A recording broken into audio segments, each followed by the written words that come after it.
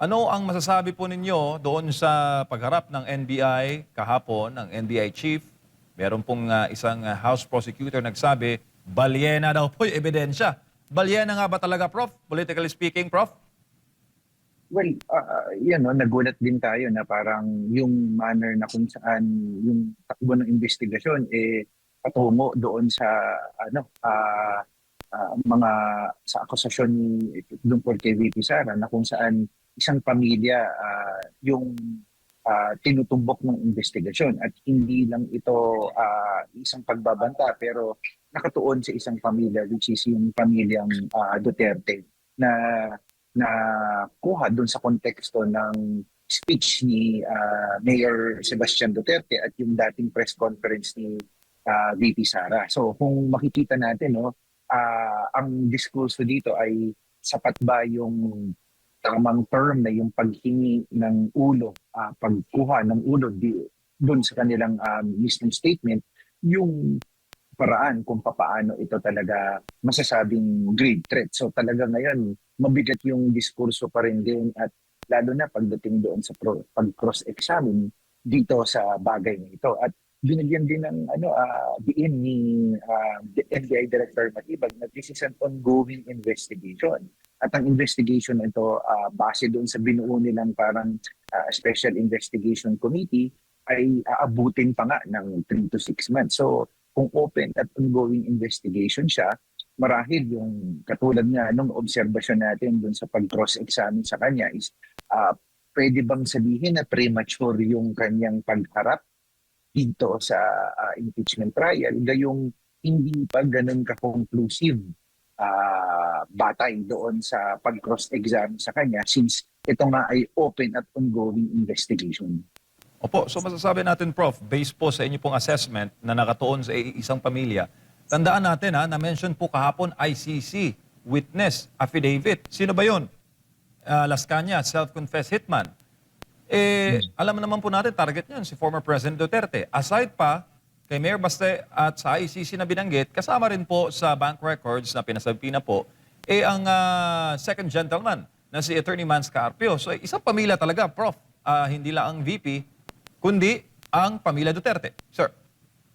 Yes, tama po kayo dyan. Ano? So, isang pamilya yung tinutukoy. Kaya nga po, mahalaga at dito po sa pagkakataong ito, napakahalaga ng pag-cross-examine ng depensa dito sa mga witness na ipepresenta. No? So, kung makikita ko natin yung framing at saka yung patumbok doon sa pag-question ng credibility din ho ng mga witnesses, dito po natin masusukat at malalaman kung credible ba at talagang may punto yung kanila hong mga sinasabi patungkol po doon sa akusasyon nila, hindi lang ho kay VP Sara kasi lumabas po kahapon na parang iisang pamilya po yung tinutumbok base doon po sa investigasyon na sinasabi ni NBI Director Matibag. At yung punto din ho na itong sina Las Cañas at saka yung ibang mga witnesses pa, dito ho masusubukan ang kanilang kredibilidad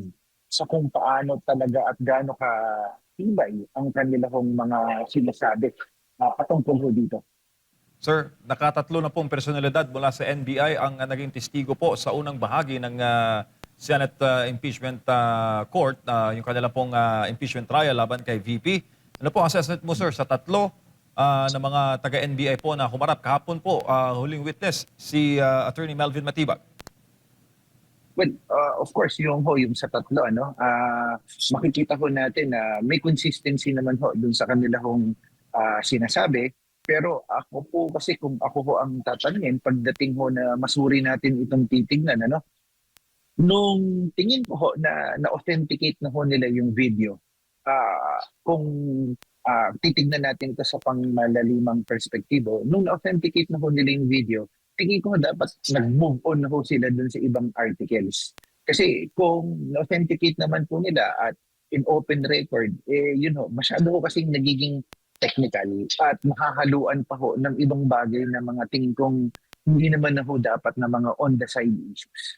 So yun ho yung tingin ko maganda ho nung na-authenticate, klaro at inadmit ho ng magkabilang panig na indeed authentic po yung video at na-access naman po siya openly in publicly. So, tingin ko mag-move on po doon sa iba kong articles kasi kumakain po ito ng ibang oras. At maganda rin din ho, na-note din ho ni Senator Presiding Officer ho, na sa susunod na linggo, simula sa susunod na linggo, magbabago na ho yung oras ng impeachment at gusto ko natin itong bigyan ng punto kasi kung 10 to 2 o 10 to 3 ho, very welcoming development ho ito para mas makapagtuon naman ho yung ating ho mga mambabatas doon sa iba po nating mga importanteng trabaho at kanilang ibang legislative work. Kasi kung mapapansin ho natin, kinakain ho ng mahabang oras at panahon ito hong nitong impeachment trial, itong iba ho nilang mga trabaho po.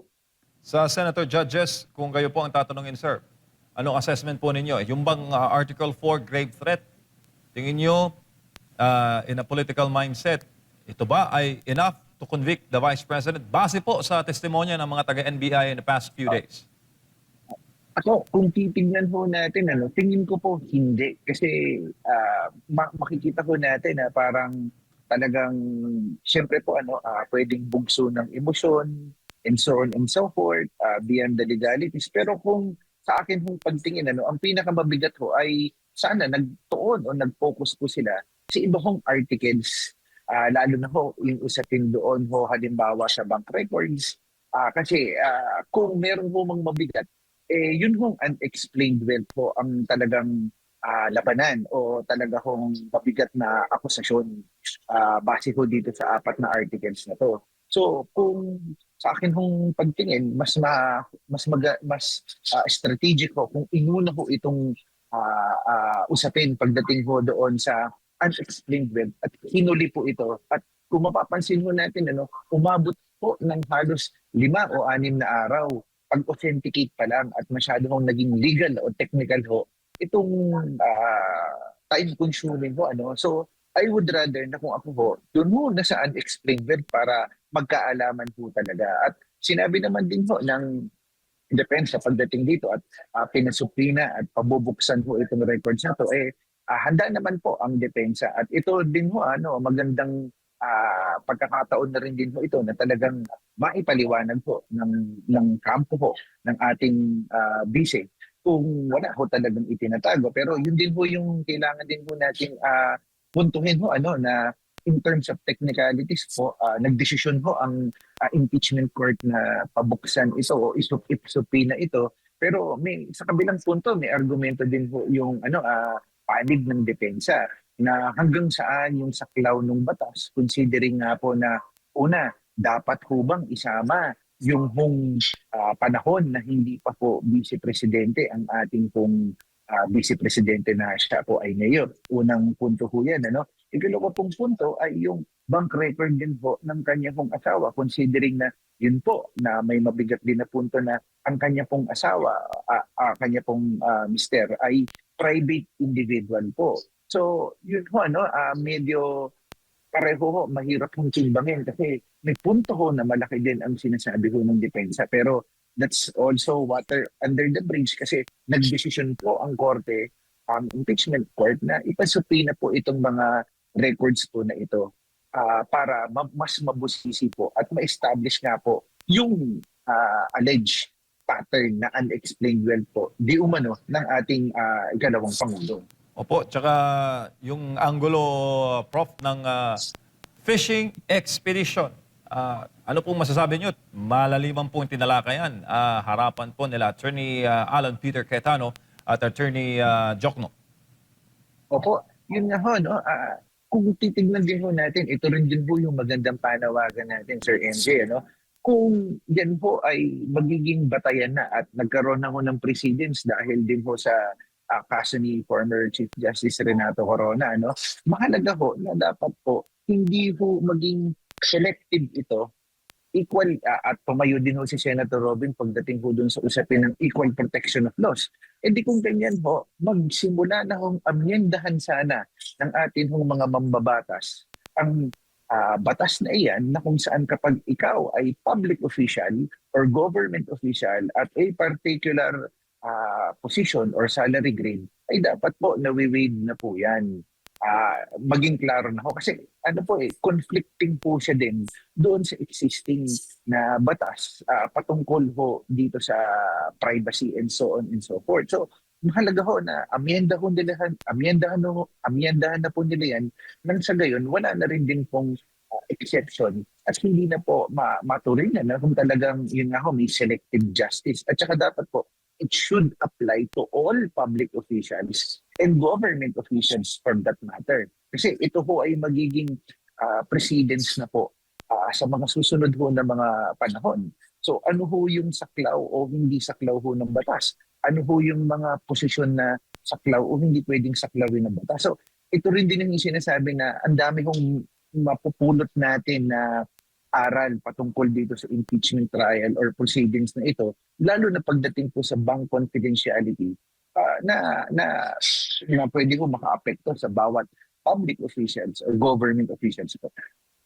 Opo. Pero sir, nabanggitin po sa impeachment trial, yung hindi po pantay na pagtrato sa impeachment case ni President Marcos at ni VP Sara Duterte. Nabanggit po doon na ang yung confidentiality no sa mga accounts at yung mga hinahanap na accountability ay mukhang hindi pantay sa pangulo daw, hindi naman ni first base wala sa kay VP. Matindi, full trial agad, sir. Yun nga po tumayo din po si Senator Alan Peter Cayetano at kinwestiyon din po si Congressman Shell Jokdo na bakit po daw ang Committee on Justice ay hindi din itinsupina ang bank records po ng presidente at sinabi niya naman ho na ni Congressman Shell Jokdo na hindi po sufficiente o hindi sapat ang mga ebidensya para tukuyin na impeachable po ito. Pero looking and being objective dun sa logic na sinasabi din ho ni Senator Alan Peter Cayetano, di ba dapat din sa pinupunto niya ho na it applies basically to all. Pero yun nga ho, bakit gano'n? Kapag ka po ibang usapin o ibang opisyal, mabilis, bakit po sa iba, parang meron hong pagpiling. So ito ho rin din ho yung iniiwasan natin pagdating po sa usapin ng selective justice, ika nga po, na kapag ka po iba o hindi po kaalyado, mas mabilis yung takbo ng sitwasyon, pero kapag ka po iba, parang tumatagal. So ito ho yung iniiwasan natin in terms of pagiging objective po. Sir, nabanggit po ninyo kanina na tinutukoy lang dito sa impeachment yung iisang pamilya, yung pamilyang Duterte. Ano po yung, bilang isang political analyst, ano po yung nakikita po ninyong dahilan kung bakit po yung mga Duterte lang yung parang tinitira ngayon, considering na ang pinag-uusapan natin ngayon ay ang impeachment lang ng ikalawang Pangulo, sir? Opo, salamat po, Sir Alman. No? Yung sinabi ko po naman na yung pagdating po sa isang pamilya, nakita ko natin ito ho yung lumalabas din doon sa investigasyon ho ni NBI Director Melvin Matibag. Pero kung titignan din po natin yung pattern po ng kanila pong takbo ng investigasyon, mahirap din pong mag-conclude kasi ongoing po siya. Pero base po doon sa ipinakita ko kahapon ho na kitang-kita ho natin na naidawit o naisama din po yung pronouncement na ho ni Mayor Baste at saka nung dating press con ho ni VP Sara. So talagang makikita ho natin na yung commonality ho pagdating dito. So pagdating mo dyan, mahirap din hong mag-conclude pa kasi ongoing ho yung kanilang investigation. Pero it seems na yung pinupunto ho ng investigation ay nakatukoy sa iisa hong pamilya. And para sa isang observer ho at mga common na tao, hindi ho natin maiiwasan na ito ba ay usapin politika o usapin na dahil po yung hindi ho pagkakaunawaan o yung matagal ho yung pag-fall apart ho ng alyansa at ng relasyon ho ng administrasyon at saka ng BP ay talaga hong maisa sa alang-alang at talagang yun ho yung magiging spekulasyon ho ng taong bayan kasi it seems na yung manner ng kung paano ho nadadawit at nakikita yung pamilyang Duterte pagdating ho dito. Kung nakikita po ng NBI na mali po yung ginawa or may paglabag sa batas yung mga binanggit ni Mayor Baste Duterte, Dapat bang itrato ito ng separate ng NBI? Ibang kaso kay VP, ibang kaso kay Baste, sir? Tingin ko dapat po kung yun po ang tumutukoy dun sa kanila kong ebidensya at sa kung ano po yung gaano kalakas din po yung ebidensya at since ito rin din po ay ongoing yung kanila kong investigasyon. So tingin ko different treatment po dapat kasi iba naman po yung patungkol dito sa impeachment under the grave threat. At iba din po, yung kung meron po talagang mabigat at base sa ebidensya nilang nakakalap at base sa kanilang investigasyon na magkaroon po ng separate po na pagsampa kung meron man kung ano man yung kalalabasan ng kanilang investigasyon kay Mayor Baste. Sir, so far sa paglantad ni NBI Director Matibag, meron po bang nailabas na pasabog, sir? Tingin ko, kung ako po yung papansin ko, no, it's just a reinforcement po doon po sa mga unang dalawa pong witness coming from the same agency. So, tingin ko, nire-reinforce and pag-reiterate naman po ni Director Matibag na ongoing yung investigation, may investigation po, pero yun nga ho, yung pag-question po ng dito patungkol dito sa defense na premature po ba yung kanyang pagharap doon considering na ongoing nga po yung investigation. Pero kung sa pasabog or kung sa pasabog, hindi ko po alam kasi halos pareho din mo yung pinupunto. Actually, malalaman din po natin yung veracity din at saka yung manner kung saan consistent yung kanyang mga claims hanggang mamaya po na itutuloy ho yung pag-cross-examine sa kanya. So, kasi po talagang siyempre ho, tinatanong din at pag sa cross-examine ng depensa na kung saan yung credibility niya dahil dati po siyang nagsilbi sa panahon ng mga Duterte hanggang sa ma-appoint po siya ngayon. At yun nga po, talagang hanggang mamaya po malalaman natin in terms of paano ho yung pag-cross-examine sa kanya ng depensa.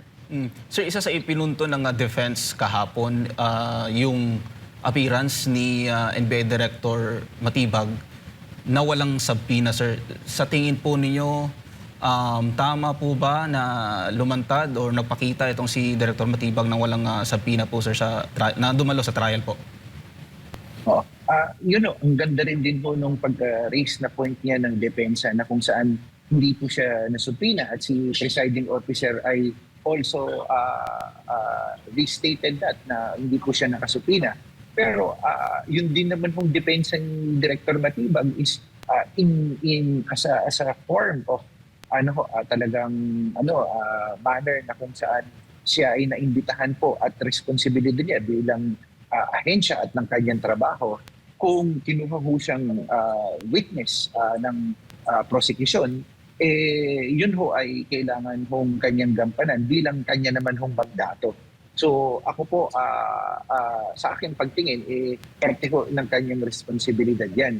Ang kailangan lang hong maiwasan ay, siyempre po, yun ho bang special treatment na parang, siyempre po, yung angulo at saka yun ho yung gustong tibagin ho ng depensa na parang yung ikipagtulungan. Pero mahirap din pong i-establish yun dahil parte ho yun ng kanyang trabaho na makipagtulungan. At consistent din naman with all fairness din sa kanya na kung siya ay kailanganin ng depensa para clarify certain matters ay willing naman din po siya dahil mandato naman ho ito ni Director Matibag.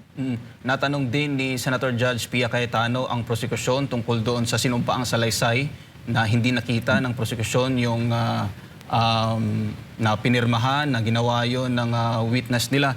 Sa tingin po niyo, sir, hindi po ba ito insulto sa batas considering na binigyan sila ng tamang o sapat na panahon para ilatag yung kanilang mga ebidensya, sir, dito sa trial? Opo, so talagang yun din medyo tinitignan natin yung magiging reaksyon ng korte pagdating dyan kasi talagang siyempre po mahalaga po yung pagrespeto at pagtingin po sa korte, sa impeachment court at sa buong proseso po itong pinagdadaanan na ito. Sir, tungkol doon sa tungkol naman doon sa paghalungkat ng financial records at ni-replay yung video nung sheriff. Sa tingin po ninyo, makakount yun sa impeachment offense, considering na yung ating ikalawang Pangulo ay nasa, kung hindi ko nakakamali, nasa mga 4 years pa lang po sa panunungkulan bilang Vice Presidente po, sir? Oo. Tingin ko yung gusto nilang establish dito is yung pattern ng behavior, kaya nila pinapakita at sinubukan na talagang isama yung naging behavior before. Pero ang tingin ko yung gustong establish, tingin ko, ng prosecution is yung pattern ng behavior or violent behavior ng Vice Presidente, kaya consistent na ito ay isinasama at consistent na isinama ito basically doon sa pagpresenta ng kanilang ebidensya. Pero ang malaking katanungan is yung context kung bakit ito nangyari, yung nangyari doon sa naging kaso before ng kanyang panununtok. So, sapat ba ito? Kasi yung konteksto ng kung paano yung nangyari ay ibang-iba dito sa kontekstong aligasyon tungkol sa kanya. So, tingin ko, mahirap itong, para sa aking pananaw, mahirap itong maging parte, tingin ko, or establishment, since magkaiba yung konteksto nung panahon na yun at saka kung ano yung aligasyon sa kanya dito sa grave threat na ito. Sir, isa na lang on my part bago ko ibalik kay partner MJ. Alam natin, sir, na marami sa ating kababayan ang nakatutok dito sa impeachment ng ikalawang Pangulo. Nakikita po ba ninyo na maraming mga politiko ang kumbaga hindi na tatangkilikin ng ating mga kababayan sa susunod na eleksyon, considering na mataas pa rin yung ratings ng ating ikalawang Pangulo, sir? Well, ako tingin ko depende po 'yan, lalo na syempre kaya kung makikita din ho natin sa parte ho ng mga senator judges ay very cautious sila kasi ang kaibahan ho ngayon dahil meron na rin din hong social media at saka meron na rin din hong mga iba't iba pong mga influencers na alternative na nagpapaliwanag at naghihimay din po ng mga sitwasyon.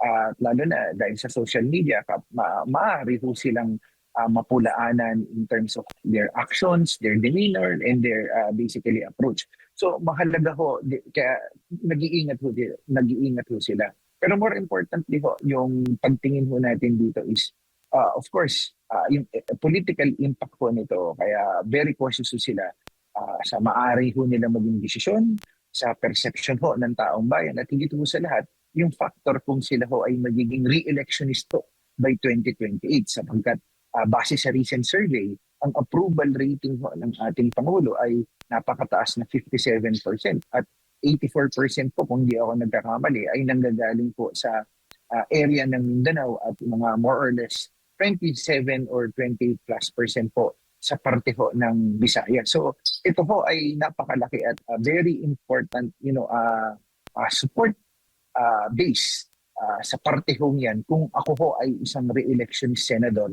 Kasi napakahalaga ho ng support ng Mindanao Block at half of the Visayas Block kung ako man ay nag-iisip na tumakbo for a higher office or mag-seek ng re-election for 2028. Sapagkat alam naman ho natin na hindi mapagkakaila na very consistent at kahit ho sabihin ho natin na yung period ho nung kinondak ho yung survey ay yung kainitan ho na na-impeach sa lower house ang atin hong ikalawang Pangulo, and despite ho that, napakataas pa rin din po at lumabas ang 57% overwhelming approval rating ng ating hong Vice Presidente. So napakalaking halaga ho niyan in consideration po of how the public perceive the Vice President po.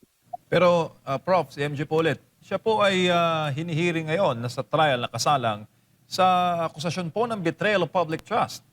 Pero iba po ang sinasabi ng public survey. Prof. Yes, yun nga ho yung gusto kong bigyan din natin ng emphasis dito, with this betrayal of public trust at halfway. So yun, na-impeach ho siya. Ang diskurso na sinasabi, wala rin din namang bago dito sa mga akusasyon na to. But despite of she was impeached in the lower house at ongoing yung impeachment trial, nanatili yung kanyang 57% approval rating. So ito yung tingin natin dyan. With the ongoing impeachment trial at pag nag-run ulit ng another survey ng kahit na sinong survey firm. Ito yung pinakamalaking tanong dyan. Makaka-apekto ba ito? Bababa ba? Mame-maintain ba? Or tataas ang kanyang approval rating considering na lumabas yung ibang mga usapin at mga ebidensya patungkol doon sa aligasyon sa ating ikalawang Pangulo. So dito natin malalaman or masusubukan yung presensya ng support ng ating ikalawang Pangulo in terms of her trust and approval rating. Pero as it is, talagang hindi tugma itong allegation sa kanya versus the perception o pagtingin ng taong bayan patungkol sa approval rating ng ating ikalawang Pangulo. Opo, at sinabi po ni dating prosecutor, Congressman Neil Tupas, panahon po ni CJ Corona, na kung madadrag o mas mahahaba pa po itong impeachment trial, mukhang papabor pa ito sa depensa o sa kampo ni VP Sara Duterte. Kung magkakaroon po, kung madadrag, sir, kasi sa kanila pong huling pagtaya, kung magpapatuloy po ganito kabagal yung pagpapalit ng witness per trial day, abutin daw ng 1 year and 5 months. Eleksyon na po sa susunod na taon. Anong tingin mo doon, Prof? Kung magdadrag palalo itong impeachment trial, who would benefit? The defense or the prosecution? Well, from a political vantage point mas pabor ho ito pagdating ho sa depensa sapagkat habang papalapit na po ang eleksyon, the narrative, ito yung laban ng narrative na kung saan syempre una hong nagdeklara, tandaan mo natin, una hong nagdeklara sa pagtakbo ng pagka-presidente ang ating ikalawang Pangulo po. So, siyempre, pagdating mo sa ganyan naratibo, sa perception ho ng ating mga kababayan, sa pagtagal po niyan at saka takbo ng impeachment trial, ay maaaring una, pinupolitika po siya sapagkat yung mga aligasyon ng governance issue ng administrasyon at ang number one na parang humaharap po na oposisyon dito ay ang ating ikalawang Pangulo. So, una ho, meron po yung political implication. Ikalawang punto ho dito na nais natin hong tignan ay masyado hong nagiging technical at baka po may umay factor na rin din ho yung ating hong mga kababayan. So kung mapapansin ho natin, yung for the past 6 days, napaka-technical at masyado hong legalistic yung approach. Mahalaga din ho na gamamit ho sila ng lengguwahe at i-trim down ho yung mga ebidensya at saka yung mga witnesses na kung saan mas formidable at tandaan ho natin ang impeachment court o impeachment trial na ito ay hindi po very legal dapat ang treatment kasi ang tingin ho natin dito dapat ho mauunawaan ho ng ating mga kababayan. So mahalaga po na talagang gumamit tayo ng lengguwahe na mas maintindihan ho ng ating taong bayan at yun nga po pagdating ho sa huli tingin ko pag tumagal ito mas papabor ho ito sa depensa kasi to begin with ang burden naman ho ay nasa prosecution. So pagdating po niyan at sa gitna ho ng umabot ho ng 1 taon ito at nag-run ulit ng third day despite po ito at napanatili ng ating ikalawang Pangulo ang numero na ito ay talaga hong politically mabigat po ito at magdadalawang isip po siguro ang iba hong mga politiko na may pag-re-election and at the same time who would like to vie for higher office considering na mataas po ang popularity ng ating hong ikalawang Pangulo. So yun din ho yung gusto natin bigyan ng emphasis. Yung popularity niya po, ibang-iba ho sa popularity ng Corona impeachment versus Sara Duterte or Vice President Sara Duterte impeachment because of that political capital and political popularity of our Vice President. Opo, year 2011 po, December, nagkaroon po ng pagdinig na impeach po si former Chief Justice Corona sa House of Representatives. Siya po ay na-convict May 29, 2012. Nga panahon na yun, Prof, mukhang TV is king eh. Pero ngayon po, iba na po ang information landscape. Kasi sa impeachment trial, ito po ay digmaan ng persepsyon. Kung ito ay information war. Sa tingin po ninyo, anong pinagkaiba nung panahon na yon kontra sa CJ Corona and Dan Wards po ng mga impeachment trial, kumpara po sa panahon ngayon kung saan abot kamay po ang impormasyon at the tip of our fingers using po our smartphones at mas matindi po ang information dissemination. Mas mabilis po ngayon, Prof. Isang kindat lang dating agad ang impormasyon sa iyong mga kamay. Ang ganda ng ni-raise nyo na point, Sir NJ. We live basically in the era of information warfare. It is the battle. Yun nga yung katulad na binibigyan ko ng emphasis. It is basically a challenge with regard to the narrative. It's a public perception game. So yung dati kontrolado ng mainstream media basically kasi sila yung number one source of information before. So yung nangyari kahapon, lalabas yan sa susunod na araw o susunod na mga araw, doon pa lamang mahihimay. Kasi yung nakatuon is nakaangkla tayo doon sa traditional media. Ngayon hindi, real time. Kaya kung mapapansin natin, yung pagiging cautious ng mga senador ay nakaangkla dito sa real time situation na maaaring makuha at maobserbahan sa kanila. Ikalawang punto dito is the rise basically of the alternative media. Of course, double-edged siya. Yung sinabi ko kanina na gusto kong bigyan ng emphasis, yung presence basically ng iba't ibang mga influencers or social media personalities na kung titignan natin, they become an alternative source of information. Now, the source of information could either be both positive or negative. Pwedeng yung iba ang contention, sinasabing ito ay content lamang or otherwise. But ang more important dito ay yung paano natin magiging critical lalo yung ating taong bayan. Kasi ang ganda nung ni-raise mo na point, Sir NJ, the information is in front of us. It's just a matter of how people can be critical in the information that they are actually reading, and at the same time the source of information. So mahalaga din ho yan saan at kanino yung pinanggagalingan ng impormasyon. So yun ho yung game changer. It's basically the age of information technology, especially with these various social media platforms. So napakahalagang ito yung game changer tingin ko sa panahon ngayon at sa panahon ng nakalipas na impeachment ni case or trial ni former Chief Justice Renato Coron. Alam mo, Prof, ang resulta niyan, yung mataas na survey pa rin ni VP. Do you think ganun ang survey results kung ang tao ay nakasalda lamang sa TV at television at radyo sa pag-monitor po ng mga balita kaugnay po sa impeachment? Di ba, Prof? Yeah. Yun din yun. Nagiging critical din tayo kasi may alternative that basically challenges what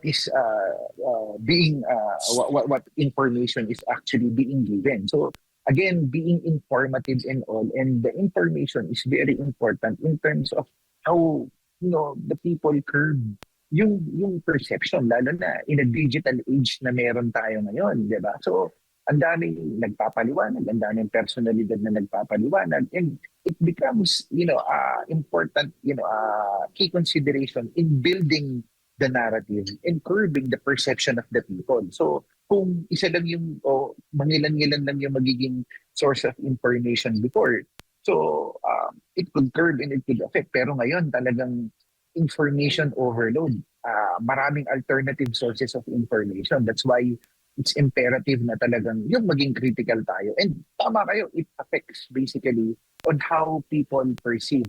And at the same time, then, kung tingin natin, mayroon talagang mga steady supporters ang mga Duterte, especially Mindanao Black, because of accomplishments, because of test of leadership and character na hindi na maipagkakaila. Kaya the Mindanao Black or area has seen and witnessed and more importantly experienced the kind of leadership that they have had from the past. So talagang ito yung mga talagang solid supporters na hindi mo na mahirap nang ma-herd basically kasi steady yung numbers na lumalabas as per survey na kinoconduct. Consistent, hindi bumababa ng 80% ang Mindanao Block. So that says it all. Sinasabi ko lang siya as observation, pero it becomes a clear pattern na pag tinignan mo ever since ang Mindanao is steady 80%. So yun yung important consideration na titignan natin dito in terms of base votes.